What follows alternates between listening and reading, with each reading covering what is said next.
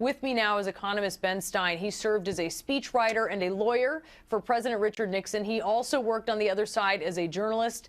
Ben, I suppose you're not particularly surprised by this development. I'm not surprised at it. I'm not disappointed at it, and I don't blame Mr. Trump one bit for doing it. I mean, he's a punching bag day after day after day in the media, especially what's called the mainstream media, and I don't blame him for not wanting to go and be a punching bag in person. Okay, so did you hear what he said yesterday at CPAC where he's talking about the media?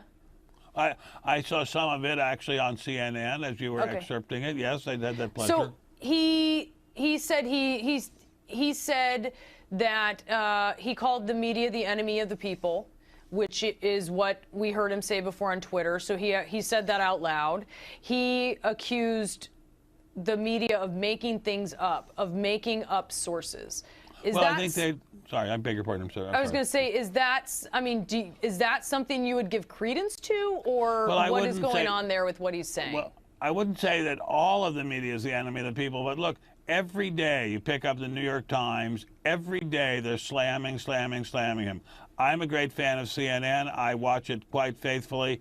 Every day CNN is slamming him. Every day they're looking for a scandal. They're just turning the woods upside down looking for a scandal. They're hoping, I think, to do to him what they did to Nixon a long time ago, and I still haven't found any real scandals. And with all due respect, I don't blame him for being furious at them. And I think he's got a lot of company. I'm out there giving speeches all around the country all the time.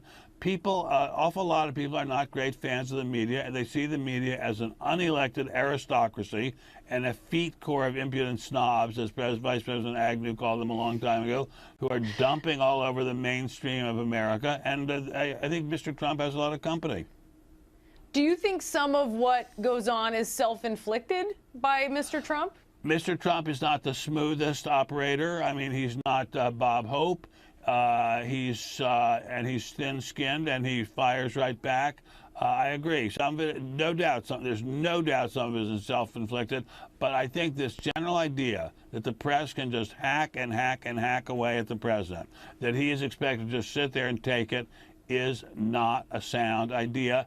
And I've noticed day after day, week after week, everything's negative. Not one positive response. I mean, here's a guy who picked a person generally among the legal profession, and I am a lawyer as well known, awful lot of lawyers, very well-respected guy as the Supreme Court Justice, we hope, and hardly any positive coverage of that. He is doing what his constituents asked him to do. May I counter that, Ben? Because please, of course, that's why you're there. When Gorsuch went up and spoke to a Democratic senator, we covered in depth the fact that Gorsuch had said something that actually endeared him to Democrats, and that actually a lot of establishment Republicans appreciated, and it actually, many people thought, tempered Gorsuch, or at least revealed him as they felt to be a moderate that they think he is. I mean, how are we covering this in a negative way, maybe a nuanced way? Or Donald Trump goes to the African American History Museum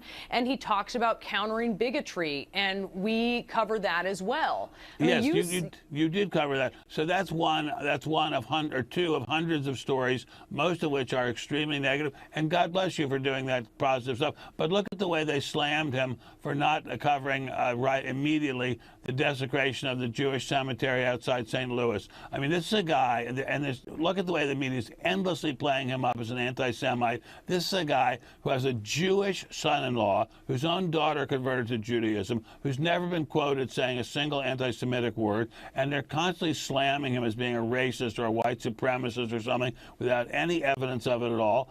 I think, with the greatest respect, and I appreciate your pointing out things where I was mistaken, but with the greatest respect, this is a guy that they're just smearing all the time.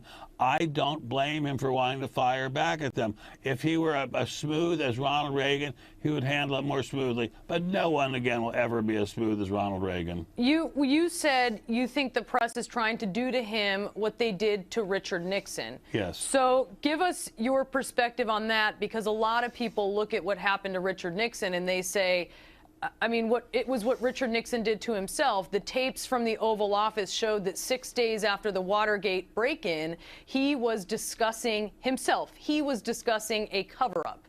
You know, the smoking gun tape. I mean, how did the media do that to Richard Nixon? The media picked one tiny little thing that he did. One tiny little thing he did. What tiny little thing? One tiny little thing he did, which is just to discuss a cover-up. He didn't do the cover-up. They didn't follow through with the cover-up payments that he discussed. They just discussed it. This was a guy who brought more peace to the world than any president in the 20th century. Open relations with China. First strategic arms limitation talks with the Soviet Union and leading to an agreement. Ended the war in Vietnam. Brought home the prisoners of war. Saved the life of the state of Israel. And so you think the Watergate scandal and what was uncovered was phooey? It was not a good thing. Shouldn't have done it, obviously. But compared with his achievements, nothing. And I think they're doing the exact same thing to Mr. Trump, whose achievements, by the way, compared with Nixon, are nil. But I think they're trying to do the same thing. They're trying to undo him basically before he even gets started. I mean, I think it's just extremely unfortunate. The country has real problems, and for them to be focusing on trying to bring down this guy before he's even gotten started is a serious mistake. We have real problems.